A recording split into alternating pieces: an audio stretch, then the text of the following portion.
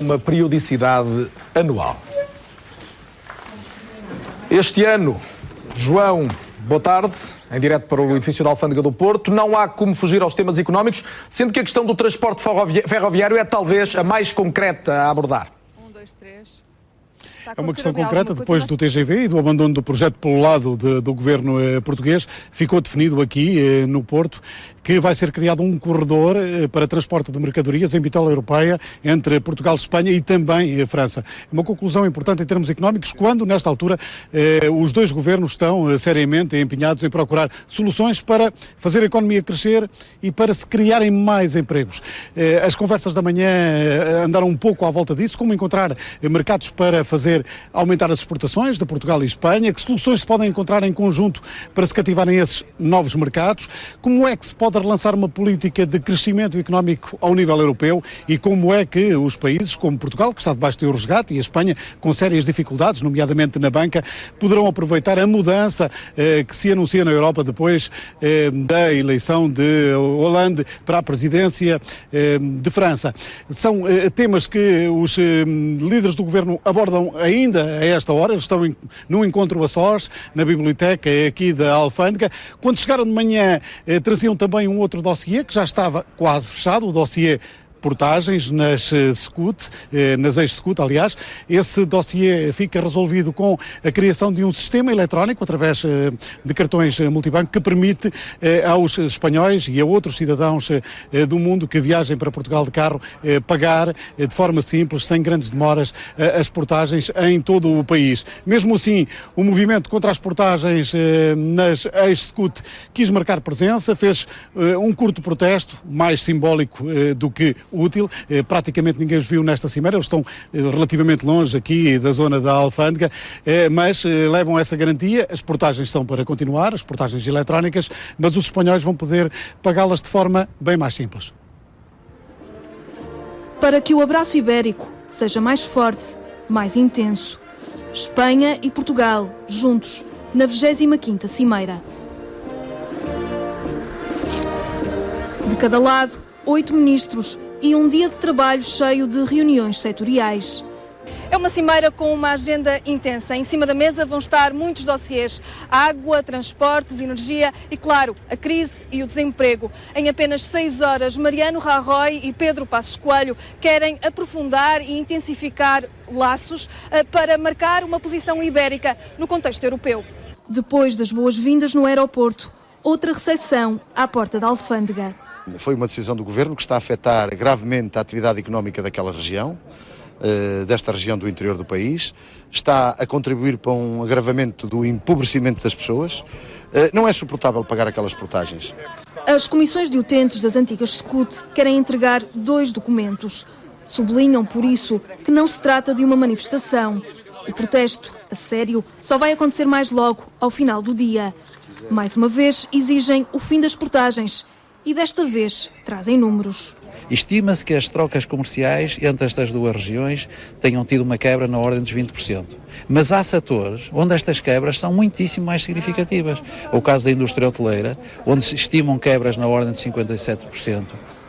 As antigas SCUT e o pagamento difícil das portagens para quem atravessa a fronteira é um dos temas da conversa entre o Ministro da Economia e a Ministra Espanhola do Fomento. E não foi, com certeza, por acaso, que ontem as Estradas de Portugal e a Unicre anunciaram para julho um novo sistema de cobrança destinado a veículos estrangeiros. Resolvido este pequeno problema, que tem sido complicado entre Portugal e Espanha, nesta altura, como lhe disse, os ministros procuram soluções para fazer crescer o emprego, este grande mercado ibérico que tem que se implantar, nomeadamente no Brasil e nos outros países da América do Sul, mas também descobrir a África com investimentos importantes em Angola, Moçambique e noutros pontos onde Espanha, nomeadamente, tem grande influência. As questões económicas estão no centro desta agenda. Não são velhos amigos. O encontro também serve para que os dois governos se conheçam melhor e procurem soluções comuns para o mal comum, a crise. 3 anos de interregno trouxeram novos protagonistas, mas mantém-se a questão económica.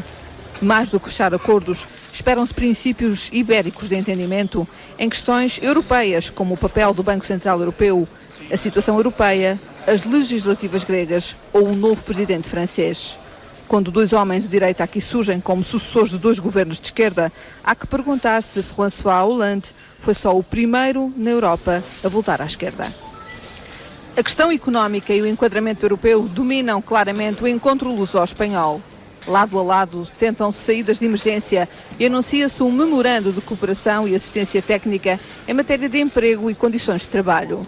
Uma colaboração estratégica para políticas ativas de emprego e para promoção do emprego jovem. No setor do transporte, debate-se a questão da bitola europeia, fundamental no transporte de mercadorias. E pela primeira vez não se fala do TGV. É a agenda deste encontro que ainda decorre aqui na Alfândega do Porto. Ana Cardoso Fonseca, a conferência de imprensa deve começar dentro de meia hora. Menos coisa, dependendo, obviamente, dos atrasos. É aqui que com Mariano Rajoy e com Pedro Passos Coelho, os jornalistas vão querer saber questões que vão muito mais além do que a agenda bilateral. Interessa saber se há uma posição ibérica na Europa e face à Europa. Com a crise económica instalada, com o desemprego crescente que todos conhecemos, com a intervenção da Troika em Portugal e com a Espanha na iminência de poder ser intervencionada, os jornalistas que aqui estão vão perguntar aos primeiros ministros como entendem eles o resultado das eleições em França, que impacto é que isso traz, se obriga a uma mudança de políticas, que deixemos a austeridade e que passemos para o crescimento e para o bom emprego. Vão querer também saber que impacto pode ter o impasse político na Grécia junto destes países. Um impasse político pode empurrar a Grécia para fora do euro e isso vai prejudicar os países como Portugal que estão a ser intervencionados. Portanto, é uma posição ibérica face à Europa que aqui vamos procurar saber. De resto, alguns passos foram dados já de forma conjunta, para além dos primeiros acordos que vamos tendo notícia. Há também notícia de um encontro que decorreu ontem à noite com a presença da Ministra do Fomento espanhol, onde Ana Pastor propôs a criação de um consórcio ibérico de empresas. A ministra espanhola de Fomento quer promover a constituição de consórcios ibéricos para conquistar mercados fora da Europa. Tenemos buenos tecnólogos, somos en ingeniería civil, creo que somos potentes y podemos, lo digo con humildad, pero es verdad, es así, y podemos tener presencia como consorcio ibérico en muchos lugares del mundo. Y luego tenemos nuestra agenda, la agenda de trabajo de los dos ministros, que es mejorar formar parte de esas redes transeuropeas para la península ibérica. Os governos de Portugal e Espanha estão dispostos a apoiar política e financeiramente as empresas que decidam avançar em parceria. Foi por isso exatamente que nós trabalhamos com os bancos, com as outras instituições financeiras, para disponibilizarmos a linha PME Crescimento, que neste momento já vai quase com 900 milhões de euros de crédito concedido. Grande parte dessa linha é exatamente para as empresas exportadoras. Para os empresários, a ideia é bem-vinda. A cimeira política e empresarial desta quarta-feira entre os dois países servirá também para exigir empenho aos governos neste domínio. As empresas não foram responsáveis pela crise, mas é através delas que sairemos da crise, é contribuir com esse aumento de competências, com essa dimensão maior para este mundo global que exige algum músculo, alguma dinâmica, porque hoje a dimensão é determinante. Os empresários espanhóis têm 25 mil milhões de euros aplicados em Portugal. Os portugueses investiram em empresas do outro lado da fronteira 14 mil milhões. As sinergias que daí podem surgir têm a América Latina como alvo. La inversión española en Latinoamérica es tremendamente importante. Probablemente pues ahí se podrían hacer cosas conjuntamente, pero a raíz de la grandísima inversión portuguesa en empresas españolas también se está haciendo una inversión en Latinoamérica, por poner un ejemplo. Para o mercado comunitário, de longe o mais importante para ambas as economias, os empresários lembram que é necessário a Europa dos 27 ir mais além do que a simples união monetária e trabalhar numa urgente harmonização fiscal. O consórcio ibérico de empresas é então uma das propostas saídas desta cimeira luso-espanhola, onde vamos voltar em direto mais à frente neste jornal ou ao longo da emissão para ouvir então as declarações do primeiro-ministro português e de Mariano Rajoy, o chefe do governo de Espanha. Declaração que vamos acompanhar aqui na RTP e também numa emissão largada na RTP Informação. A defesa é um ponto central deste encontro. É sempre importante trocar experiências e afinar a estratégia entre polícias de Portugal e Espanha. É um assunto que tem atravessado as agendas de todas as cimeiras entre Portugal e Espanha e que hoje volta a estar presente aqui no Porto. Fevereiro de 2010. Na casa de banho da moradia estava a ser instalado um pequeno laboratório. Os 2 homens deixaram para trás cerca de meia tonelada de explosivos. As autoridades portuguesas ainda aguardam o resultado das análises às amostras. As autoridades descobrem que uma casa em Óbidos é, afinal, uma fábrica de explosivos. Confirma-se uma suspeita antiga. A ETA estava a usar Portugal como base logística. Na altura, ouviram-se aplausos para a cooperação entre as forças policiais dos 2 países. Mas este é apenas e só um exemplo.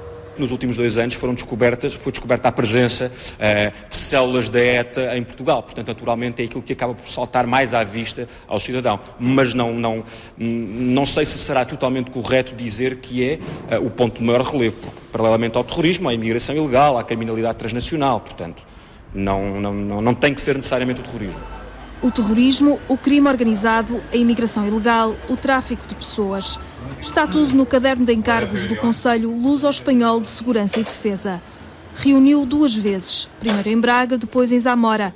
Está no topo da agenda desta cimeira ibérica. O futuro será claramente e cada vez mais a aproximação. Portanto, vejam uma coisa, são países que partilham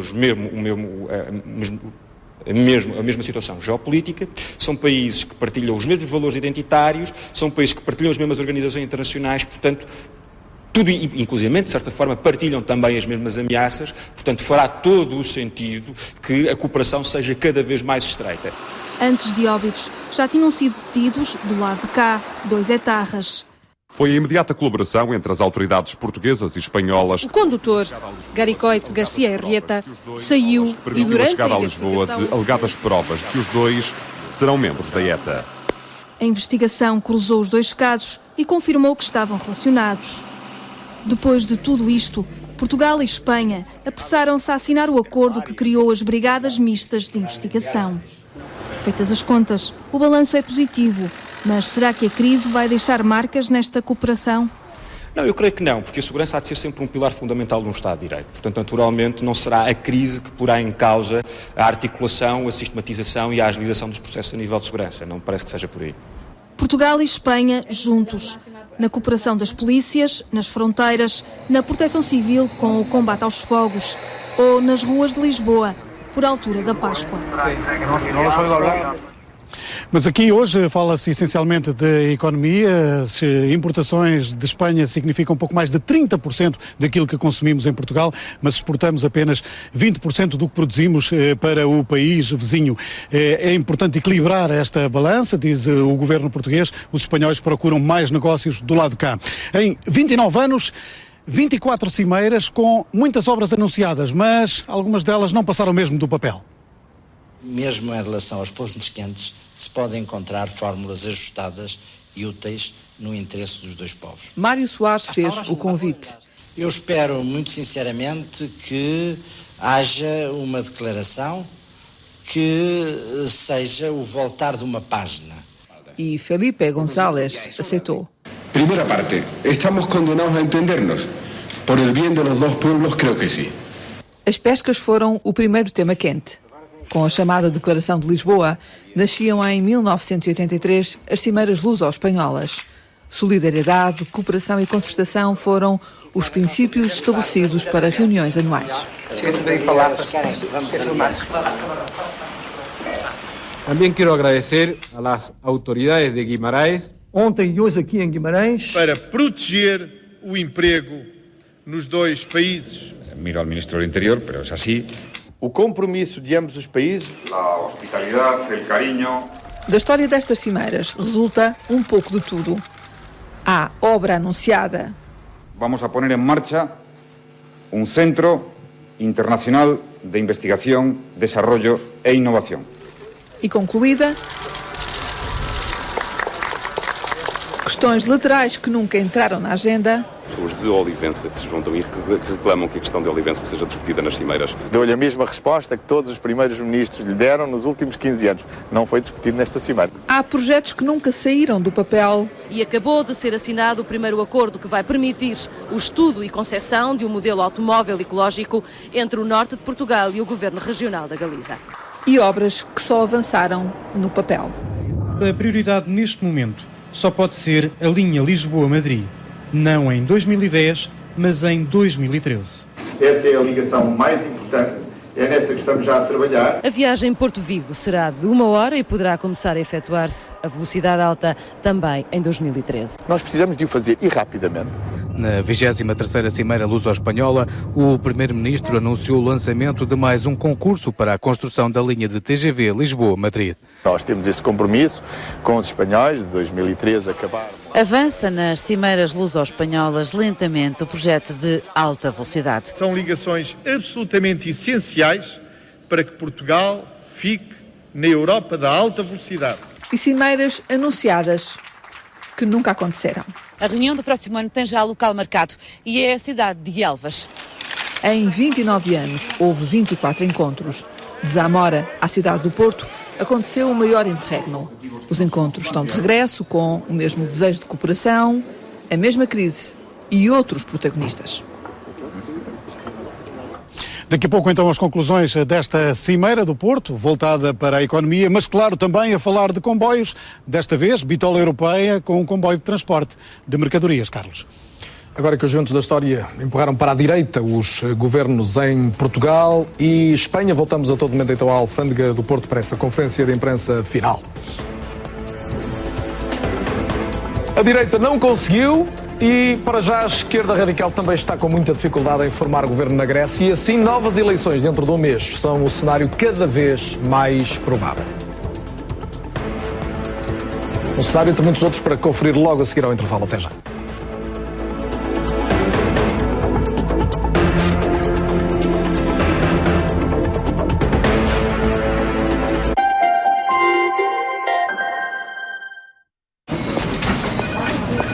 Vim para a reunião das 3. Marquei para as 3. Às 3. Marquei para as 3. I don't want you to be no slave. I don't want you to work all day. Isto é que é fibra. Está na hora do SAP com um preço mais light. Fibra com 30 megas garantidos, telefone e banda larga móvel por apenas 14,99€. Liga já a 16200. Descubra a experiência VibraPlay. Tem até 200 programas pré-configurados e com apenas 10 minutos por dia, os resultados são visíveis e imediatos. A VibraPlay é a plataforma vibratória original. Sem qualquer tipo de esforço. Quando chego a casa, depois de trabalhar, tenho o meu momento VibraPlay. 10 minutos são suficientes para estar em forma. Com apenas um telefonema, em 24 horas, receba em sua casa. Os melhores especialistas constataram que apenas com a VibraPlay vai conseguir celulite, ilumina até 95%, emagrecimento, 70% mais rápido, força muscular, 50% mais energia, saúde e exercício, 90% mais de elasticidade, osteoporose, 60% de melhoria no tratamento. Queimará entre 200 e 300 calorias em 10 minutos. A VibraPlay é o seu novo treinador pessoal, a única plataforma que lhe guia passo a passo na comodidade do seu lar. Descubra a eficácia da VibraPlay.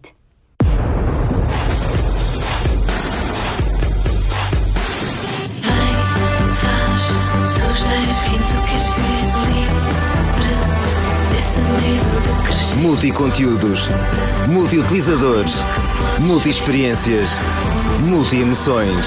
Multi 4G, internet ultra rápida para usar em simultâneo em vários equipamentos. Adira um plano unlimited e partilhe grátis o seu plafond de internet durante 6 meses. TMN. Vamos lá!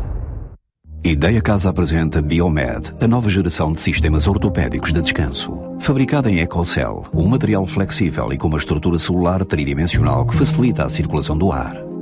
Contrariamente aos velhos colchões de molas, Biomed reduz a acumulação de umidades, bactérias e ácaros no seu interior. A trama do revestimento incorpora filamentos de carbono, que reduzem a eletricidade estática e a acumulação de partículas de sujidade, diminuindo a possibilidade de alergias e proporcionando um sono mais profundo. O colchão Biomed é extremamente elástico, silencioso e indeformável, o que garante o máximo conforto do seu corpo durante o descanso. Biomed não está à venda nas lojas, mas pode encomendá-lo ligando para o número 21 961 4000. E as primeiras reservas terão à escolha esta televisão LCD ultra fina, ou este climatizador 4 em 1, eficaz para frio e calor, ou ainda esta máquina de café italiano em cápsulas com vários aromas para os mais requintados paladares. Ideia Casa, o verdadeiro luxo ao seu alcance. dia 2 de junho, com uma abraçadeira no braço e um país no coração. Junte-se ao BES e à RTP na Corrida pela Seleção.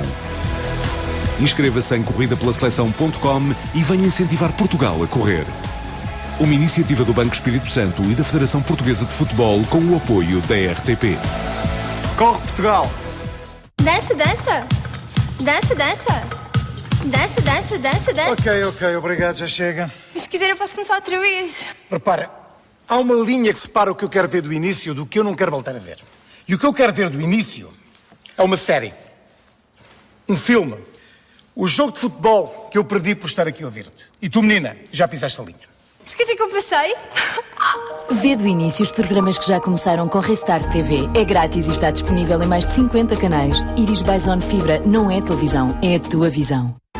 O melhor de La Féria no Casino Estoril. O melhor de La Féria, um espetáculo de sonho e emoção ao nível dos grandes palcos do mundo.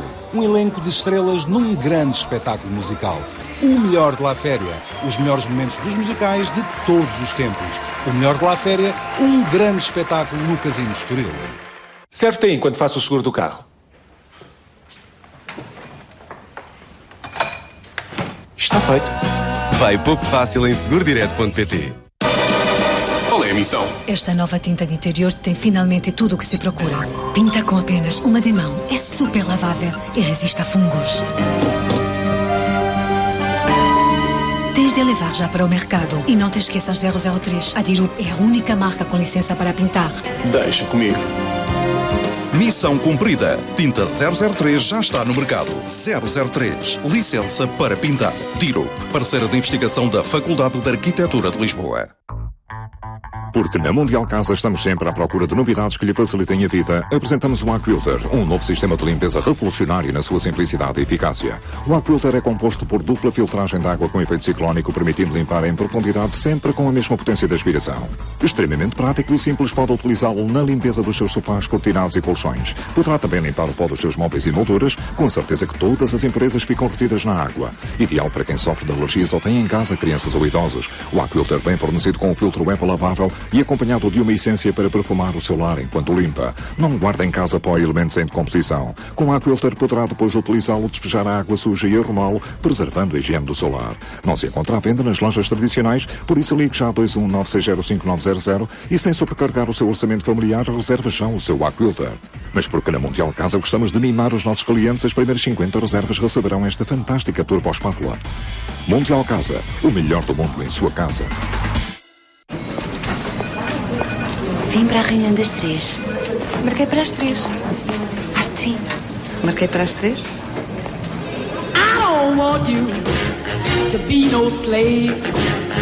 I don't want you to work all day. Isto é que é fibra. Está na hora do SAP com um preço mais light. Fibra com 30 megas garantidos, telefone e banda larga móvel por apenas 14,99€. Liga já a 16200. 5 para a meia-noite. Hoje à noite, na RTP1. Como é que o médico comunica a notícia que nenhuma mulher quer ouvir? Tem cancro da mama. Ainda hoje, muitas vezes eu imaginava nos azuis. E como é que uma mulher reage a uma notícia assim? Pronto, princesa, pronto. Pela primeira vez, uma equipa de televisão acompanhou médicos, enfermeiros e pacientes que lidam com uma doença que mata 1.500 portuguesas por ano.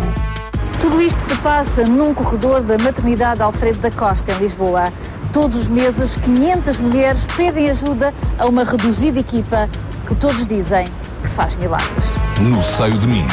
Hoje, logo após o telejornal, Linha da Frente, na RTP1.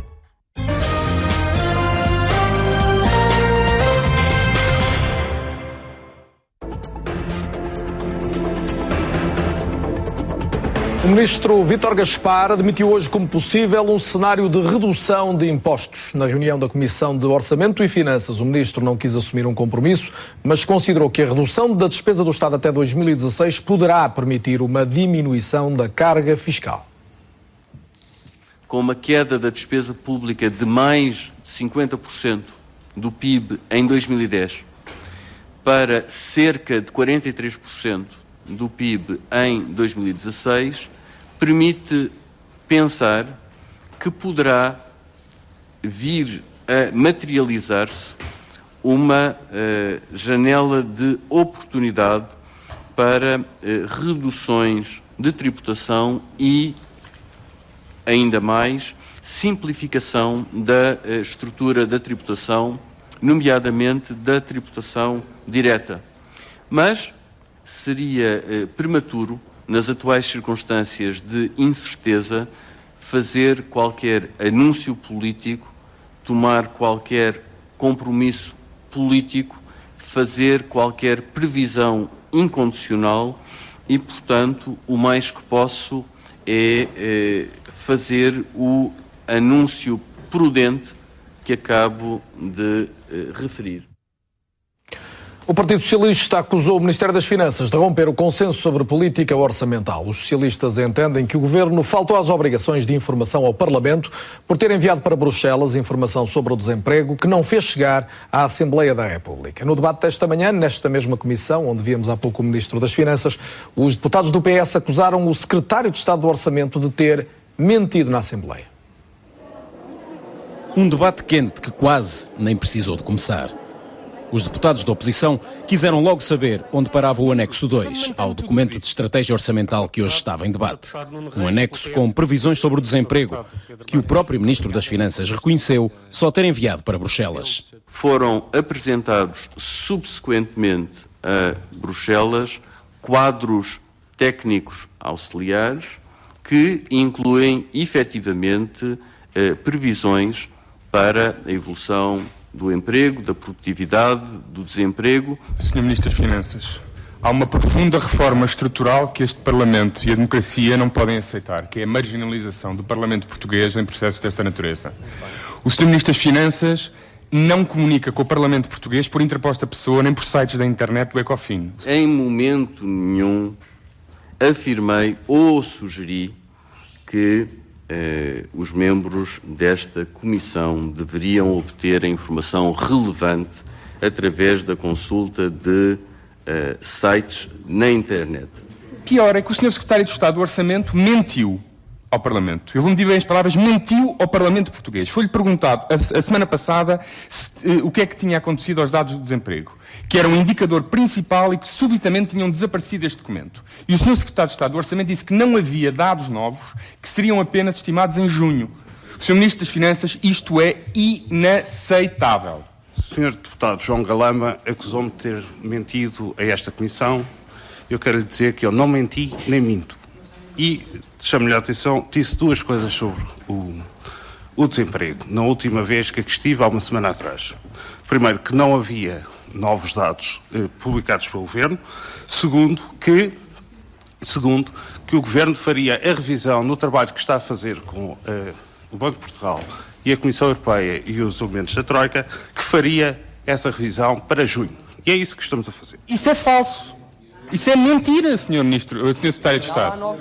Afinal, há novos números e, portanto, mantenho tudo o que disse. O que ainda faltava dizer da parte do PS era a conclusão que João Galamba tirou de todo o episódio. Os senhores romperam o consenso político em Portugal com este comportamento absolutamente inaceitável. Não envolveram o Partido Socialista, não envolveram este Parlamento e isto, desculpe, Sr. Ministro das Finanças, não é aceitável. O debate prosseguiria, com Vítor Gaspar a garantir que o anexo com as previsões sobre o desemprego será enviado imediatamente ao Parlamento, apesar de, para o Ministro, não conter informação que justifique o alarido desta manhã. A verdade é que o PS apresentou mesmo um protesto formal na Assembleia da República pela decisão do Governo de enviar a informação a Bruxelas. A Conferência de Líderes decidiu que qualquer alteração deve ser dada a conhecer automaticamente ao Parlamento português. É inadmissível que seja no documento inicial, seja um anexo que foi enviado posteriormente a Bruxelas, que esse anexo, que contém as projeções do desemprego, que contém as projeções dos custos unitários de trabalho, contém, portanto, a dimensão do impacto social do documento de enquadramento orçamental, seja sonegado ao Parlamento. Nós fizemos esse protesto formal, a Sra. Presidente, aliás, reiterou imediatamente também a sua estranheza em relação a esse procedimento e esperemos que ele não se volte a repetir. Foi acordado em conferência de líderes que sempre que haja alteração destes documentos em Bruxelas, há um reporte automático ao Parlamento. Foi acordado, todos estiveram de acordo, maiorias, minorias, mas tenho informação de que o Sr. Ministro das Finanças, neste momento, já o apresentou em comissão. 2 feriados religiosos vão ser suspensos, mas não eliminados em definitivo. O Governo e a Santa Sé chegaram a acordo quanto a suspender os 2 feriados em causa, o Dia de Todos os Santos e o do Corpo de Deus, até ao ano 2018. Apesar da coincidência de datas, o Ministro da Economia garante que o tempo de suspensão não tem relação com o regresso dos subsídios de férias e Natal. No Carnaval, muitos levaram a mal ficar sem feriado e receber a notícia em cima da hora. Um mal-estar que o Governo quer evitar ao cortar 4 outros feriados só a partir do próximo ano. Mas 2012 pode mesmo ficar na história como o último ano em que se celebra o 5 de outubro, dia da implantação da República, e o 1 de dezembro, dia da restauração. É que o Governo não se compromete a repor os 2 feriados civis em 2018. Isso está apenas garantido para os religiosos. Dia 1 de novembro, dia de Todos os Santos, e para o Corpo de Deus, que era até aqui celebrado a uma quinta-feira, 60 dias após a Páscoa. O que foi estabelecido com a Santa Sé é que o feriado, um dos feriados religiosos, é celebrado no domingo. Não há feriado nesse dia. E para o Ministro da Economia, 5 anos de suspensão de feriados e 5 anos de suspensão de totalidade dos subsídios de férias e de Natal é pura coincidência. Não tem nada a ver com uma questão com a outra.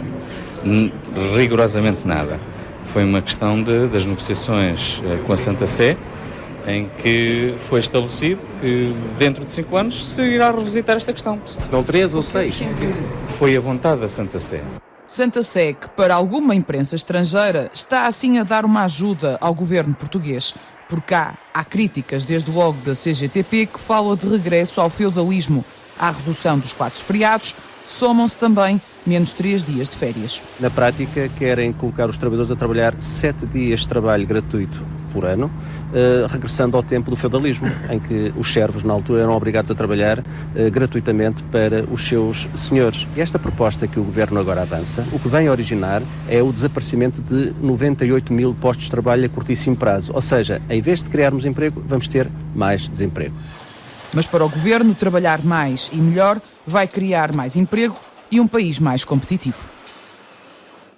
Os partidos de esquerda dizem que acabar com feriados não resolve os problemas da economia nacional e o PS faz questão de acrescentar que não aceita que uns feriados sejam eliminados e os outros apenas suspensos.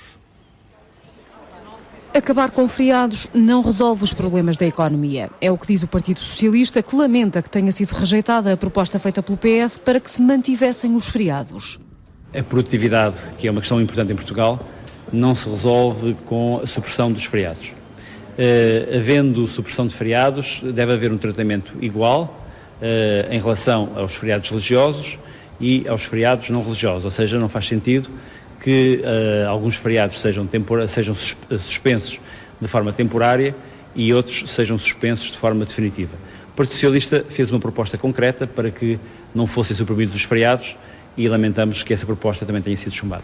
O PS é contra a extinção de feriados, medida rejeitada também pelo PCP, que diz tratar-se de um roubo aos trabalhadores portugueses. São 4 dias de trabalho gratuito que os trabalhadores vão ter que prestar. Feriados religiosos ou feriados civis, é esse o facto. Nós estamos perante um retrocesso histórico nas relações de trabalho, que são 4 dias em que os trabalhadores portugueses vão ser obrigados a trabalhar de borla. Ponto final.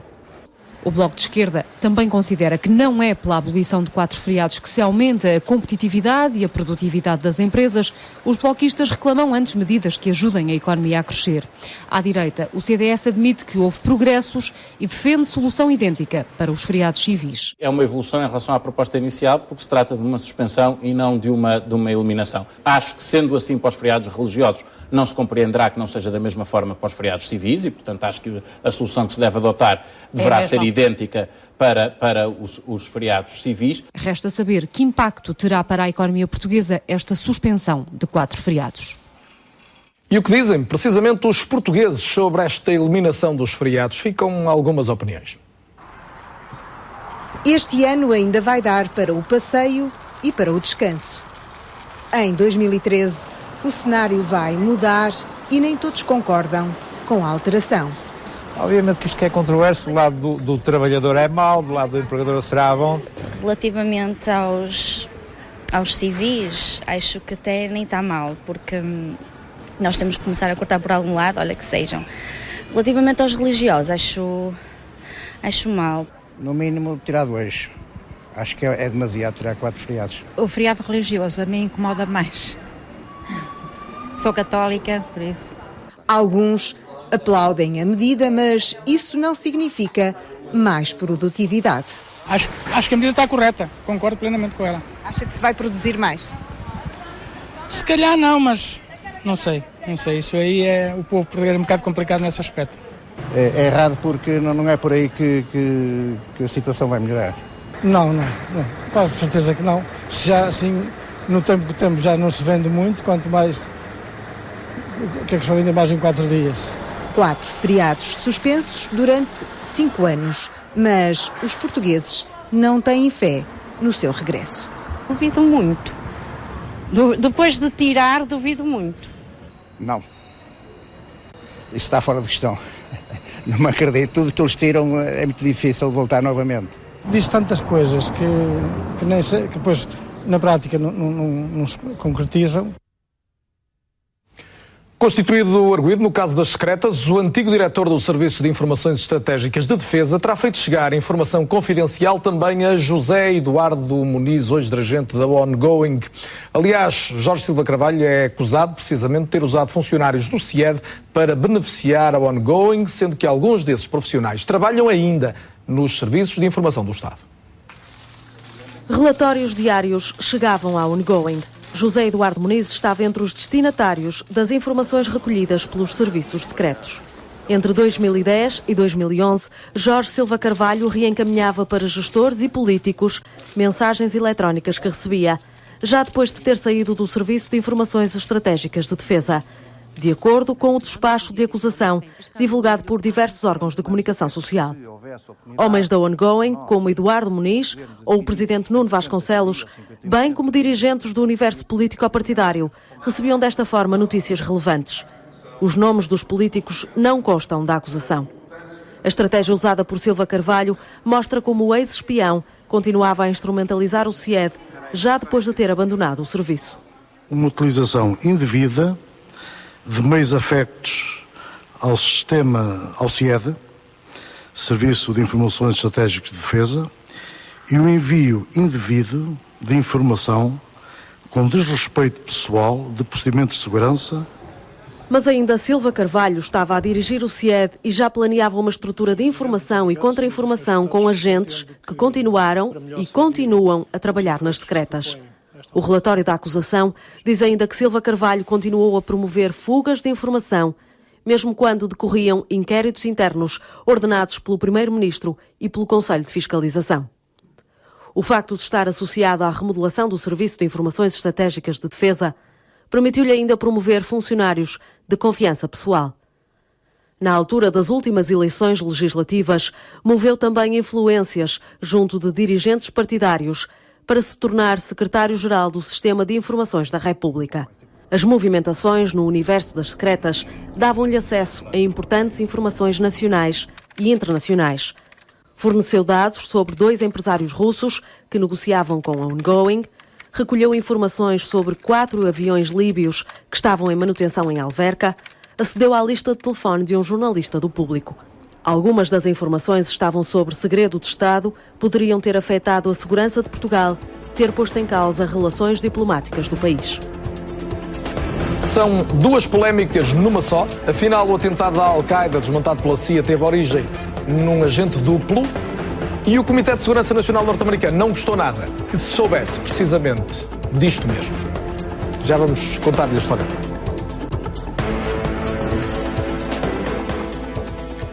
Na Grécia, o líder da coligação da esquerda radical ainda se esforça para ver se consegue formar um governo. Alexis Tsipras tem hoje e amanhã para tentar evitar um impasse grave, já que a alternativa passa a ser apenas um novo ato eleitoral dentro de pouco mais de um mês. sob as pressões da atual coligação e da Comissão Europeia a preverem a bancarrota da Grécia entre junho e agosto, se não for encontrada uma solução, Alexis Tsipras rejeitou a proposta de um governo de unidade nacional, avançada pelo líder do PASOK, que, para além da esquerda radical e dos socialistas, integrasse os conservadores e a esquerda democrática. Lembrou uma vez mais que o principal resultado das eleições foi mostrar que 66% dos gregos diziam não claro à austeridade e ao memorando assinado pelos partidos do poder e a Troika.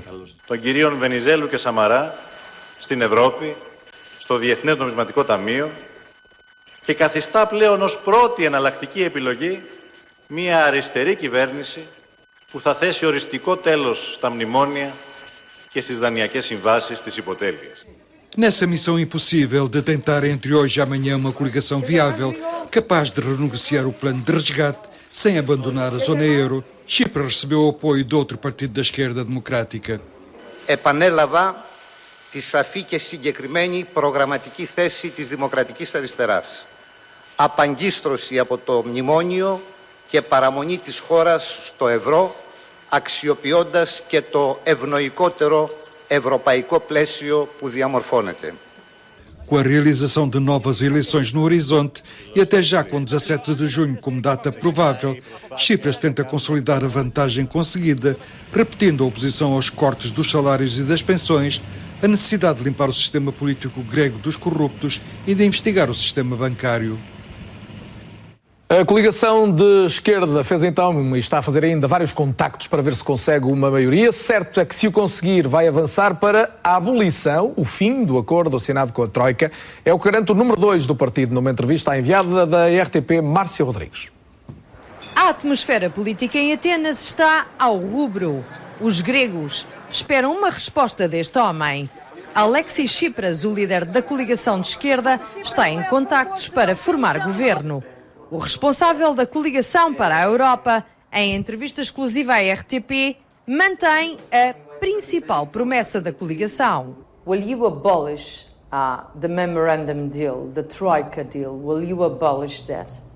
And to be very clear and precise, that we'll need a big new coalition of power consisting mainly of left forces, which will denounce the memorandum and the bailout mechanisms, and will completely and radically renegotiate the fate of Greece. A coligação de esquerda grega diz que o ambiente político na Europa começou finalmente a mudar.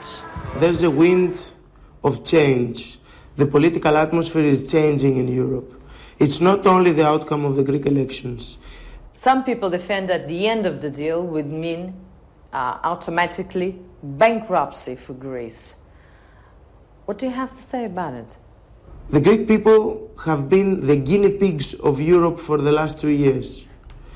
They have lost almost 40% of their annual income because of super austerity measures. And according to official stats, 1,200,000 people are today unemployed, while 25% of the Greek population is trying to survive under the official poverty line. A coligação da esquerda grega diz ter um mandato muito claro do eleitorado para acabar com o acordo da Troika e alterar toda a situação política no país. Nos próximos dias veremos se a atmosfera política na Europa está de facto a mudar. Carlos Matias e Márcia Rodrigues, RTP, Atenas. Afinal, o atentado suicida que a CIA conseguiu evitar resultou de uma missão controlada. A imprensa norte-americana revela que o bombista em causa era afinal um agente duplo infiltrado na Al-Qaeda. O presidente do Comitê de Segurança Nacional está muito preocupado com a divulgação desta informação em público e pede por isso uma investigação profunda a todo o caso. A missão foi entregue a um dos elementos da célula da Al-Qaeda no Iémen que se voluntariou para a cumprir. Um ataque suicida contra um avião comercial norte-americano. O atentado serviria para assinalar o primeiro aniversário da morte de Bin Laden. O voluntário, sabe-se agora, era um agente infiltrado que trabalhava para os norte-americanos. Com acesso ao engenho explosivo, apressou-se a fazer com que a bomba chegasse às mãos da CIA, que evitou desta forma o atentado. Por essa mesma razão, as autoridades norte-americanas disseram de imediato que nenhuma companhia aérea chegou a estar em risco. Com o plano abortado, as preocupações das autoridades norte-americanas focam-se agora em duas questões. A insegurança que a divulgação do caso pode trazer a agentes em todo o mundo e a qualidade do engenho explosivo. Fontes da CIA dizem tratar-se de um aparelho difícil de detectar, mesmo com as apertadas medidas de inspeção. Quanto à outra questão, o presidente do Comitê de Segurança Nacional da Câmara dos Representantes considerou muito infeliz a divulgação de existência de um agente duplo infiltrado na Al-Qaeda. Peter King teme que missões idênticas a decorrer noutros países possam estar comprometidas. Pede, por isso, uma investigação profunda a este caso. Em relação ao agente em causa, estará a salvo em território saudita. Uma bomba explodiu hoje em Deraa, no sul da Síria, e alguns segundos apenas depois de ter passado uma coluna automóvel onde estavam observadores da ONU. Na coluna seguia mesmo o chefe da missão de observadores das Nações Unidas, o major-general norueguês Robert Mood, e ainda uma equipa de mais 12 enviados da ONU, além de vários jornalistas. 6 soldados sírios que acompanhavam a coluna ficaram feridos, ainda que sem gravidade. A ex-primeira-ministra da Ucrânia, Yulia Tymoshenko, parou com a greve de fome que tinha iniciado no dia 20 de abril. A líder da oposição foi transferida agora para um hospital. Tymoshenko deixou de ingerir alimentos em protesto contra alegados maus tratos na prisão, onde está a cumprir uma pena de 7 anos. A acusação e a condenação foi por abuso de poder. Para a comunidade internacional, a condenação da líder da oposição ucraniana tem motivações políticas. Em entrevista à RTP, o defesa do Porto, Rolando, fala das esperanças para o Campeonato da Europa e quanto à perda de titularidade na equipa azul e branca, garante que não é isso que o faz querer sair do clube. Pelo contrário.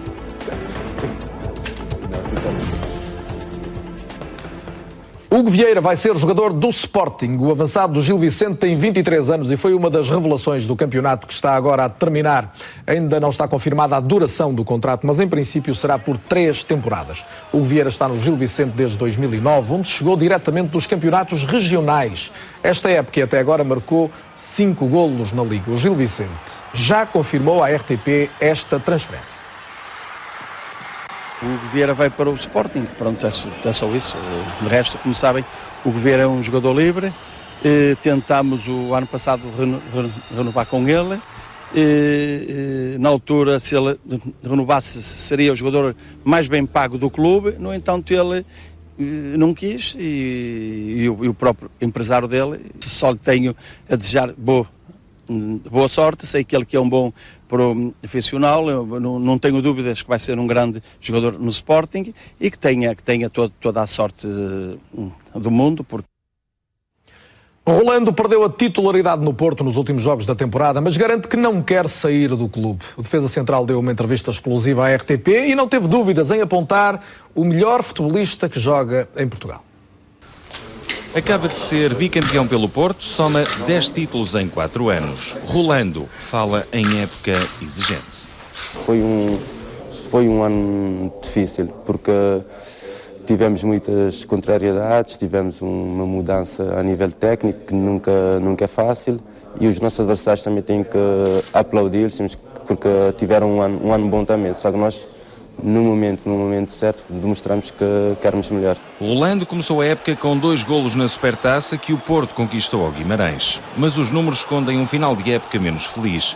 Perdeu a titularidade e só foi opção em 2 dos últimos 5 encontros. Sei a importância que eu tenho no clube, sei da minha qualidade e o clube também sabe o que eu posso dar. Foi uma opção do Mister, que a uma certa altura achou por bem mudar.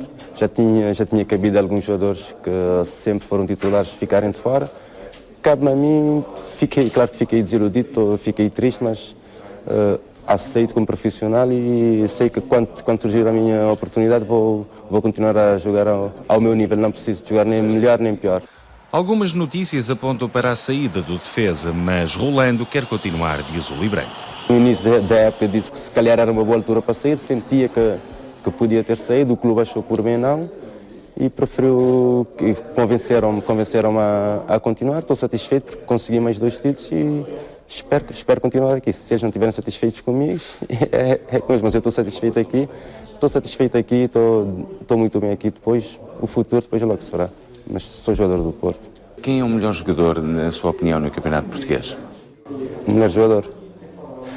Tirando o Rolando, se calhar Não, sinceramente, para mim o Hulk é um fenómeno. Agora que o campeonato está no fim, Rolando só pensa em jogar o Euro com Portugal. O Benfica fecha o campeonato em Setúbal, num jogo frente ao Vitória. O Clube da Luz tem o segundo lugar assegurado e, por isso, presença garantida na fase de grupos da Liga dos Campeões da próxima época. Deste modo, o grande objetivo para o jogo no Bonfim é ajudar o avançado Óscar Cardoso a garantir o título de melhor marcador da Liga. Nesta altura, Cardoso tem 19 golos, os mesmos do brasileiro Lima, do Braga, e em caso de empate será o jogador do Benfica a vencer o troféu, ou os troféus, por ter menos minutos que o avançado do Bracarense. Hoje, do Balneário Encarnado, veio mais uma voz de apoio ao treinador, Jorge Jesus, a do guarda-redes Artur Moraes. Numa entrevista à Rádio Renascença, Artur lança também fortes críticas às arbitragens do último campeonato. Temos a nossa responsabilidade, não tiramos a nossa responsabilidade, mas é nítido porque os fatos provam, não sou eu que estou dizendo, os fatos provam, jogos seguidos que não nos deixaram vencer. Trocando o treinador, com certeza daremos um passo atrás, porque, como eu disse antes, você não pode dizer que o nível de jogo que apresentamos durante a maior parte da época, jogar contra os adversários que jogamos na Champions, sair da maneira que saímos contra o Chelsea, que hoje é finalista da Champions, você não pode dizer que essa equipe não tem valor. E outra, que eu já estive pensando, já fazendo uma reciclagem da época, e dessa equipe que jogou esse ano, praticamente, se não me engano, 6 jogadores ao primeiro ano que está dentro do Benfica.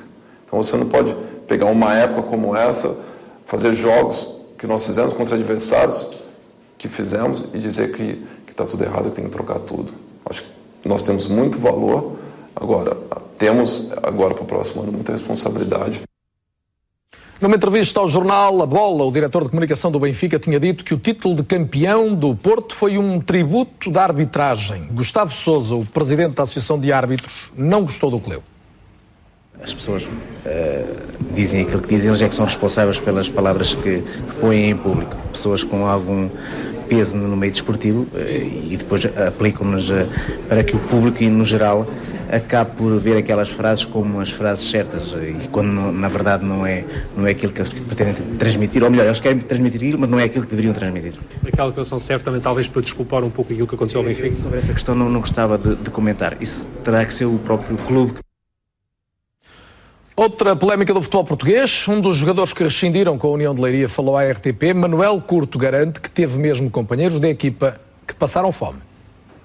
Conseguimos ir contra uma das pessoas que está a estragar o futebol português, com grande ajuda do sindicato e com grande ajuda das nossas próprias famílias. Houve pessoas a passar fome, houve pessoas com grande dificuldade. Conseguimos unir e conseguimos ir contra estas maldades, entre aspas, do futebol. Quando fala em passar fome, foi mesmo passar fome. Há colegas seus que tiveram mesmo necessidade de pedir para comer? Eu lembro-me de 3 ou 4 jogadores que vieram em dezembro, que não receberam nenhum euro, que pagaram a própria passagem e não foram reembolsados pelo clube. Então uma pessoa que tenha 2, 3 filhos, que vive noutro país, não tem maneira como ganhar outro dinheiro senão o futebol e não receber nada durante estes meses todos, é óbvio que vai passar dificuldades. É hoje que se conhece o sucessor do Porto como vencedor da Liga Europa e há 3 certezas. Vai ser um clube espanhol chamado Atlético e com as cores vermelha e branca. Só falta mesmo saber se a festa se faz em Madrid ou em Bilbao. Este é o palco da final. O Estádio Nacional em Bucareste recebe a decisão da Liga Europa. 2 equipas espanholas, orientadas por treinadores argentinos, decidem um título que capta a atenção dos portugueses. De um lado, o Bilbao, que eliminou o Sporting na meia-final. Do outro, o Atlético de Madrid, sem o castigado Tiago, provavelmente sem Sílvio por opção, mas com Falcão, à procura de ganhar a prova pelo 2º ano seguido, numa final que, por força das circunstâncias, pode ser decidida nos detalhes.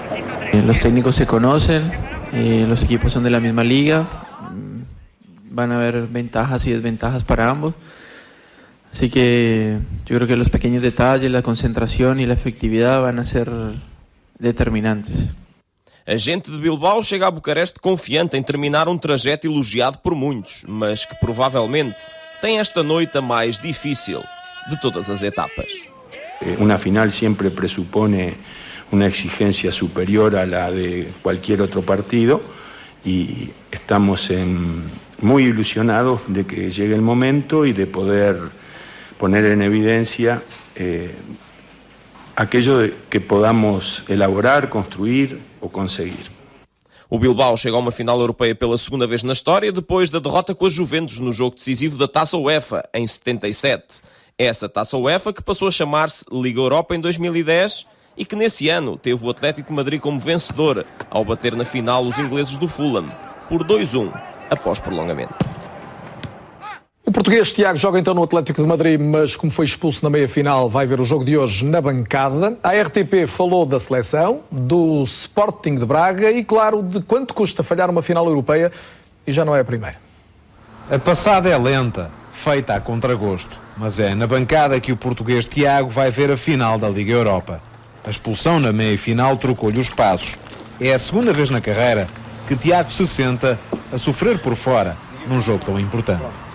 Acho que vou estar mais nervoso do que é habitual, mas como vivi há 2 anos a mesma experiência, não pude jogar porque tinha jogado a Liga dos Campeões com a Juventus, acho que já se tornou um hábito eu estar fora destas finais europeias.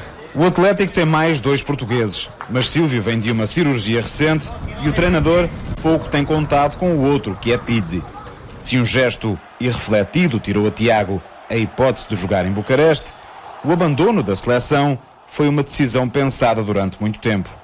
Enquanto serviu o país, Tiago ficou com a melhor impressão do selecionador, que fez por merecer a renovação de contrato.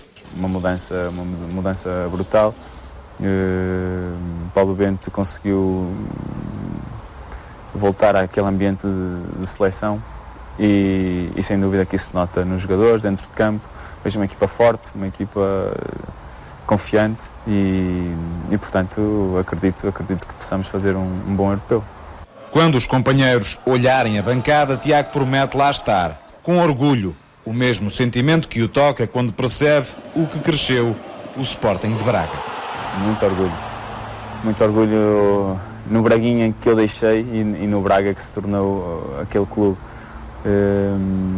Acho que a mudança, Salvador, o presidente, mudou realmente a mentalidade do clube, conseguiu levar grandes jogadores para o Braga e parece que todos os anos conseguem construir uma grande equipa e crescer. Muito orgulho em ser bracarense. E não acha que vai a tempo de ser campeão em Portugal?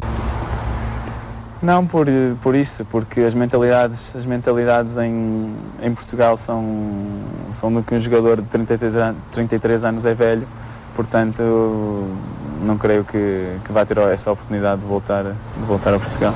Tiago é feliz em Espanha, onde quer cumprir mais um ano de contrato. Mas restam poucas dúvidas sobre a rapidez com que Tiago assinaria se a proposta viesse lá da terra. O futebolista português Cadu foi agredido no decorrer de um jogo na Roménia, o jogo entre a equipa de Cadu, o Cluj, e o Universitatea da mesma cidade. Tudo aconteceu depois de um penalti a favor do Cluj. Cadu marcou e nos festejos beijou o símbolo do clube em frente aos adeptos mais radicais do adversário. O guarda-redes da equipa contrária não gostou e agrediu Cadu. Acabaram ambos expulsos, mas o pior veio depois. É que na saída para os balneários, estamos a ver imagens do túnel, o português foi agredido primeiro por um adepto, que lhe deu um murro, e depois pelo próprio massagista do Universitatea. O jogo acabou suspenso aos 27 minutos apenas.